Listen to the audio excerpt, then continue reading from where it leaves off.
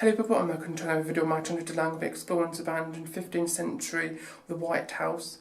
This place is brimming with history, with like the Art Deco behind me with wallpaper and stuff. But yeah, let's get down to the history and explore now. The history on this location: the house is a 15th century wooden painted beam on the outside of the house.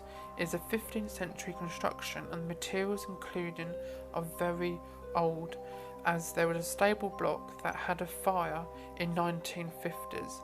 A two-storey house was rebuilt with the same timber, and more recently a large greenhouse and swimming pool was built in the back garden in the late 1990s. To the 18th century, the house was used for smuggling beer and rum from the nearest seafront town. It also had highwaymen. Smuggling became an important and influence during the 17th and 18th century. There were heavy taxes on the wool being sent to Europe and England. Farmers smuggled it out of the country. Demand for wool fell, and smuggling of luxurious goods into the country became widespread. In the early 1700s, the gang of smugglers around that time of that period around the house, the smugglers brought brandy, silk and tobacco up from the village from Rye.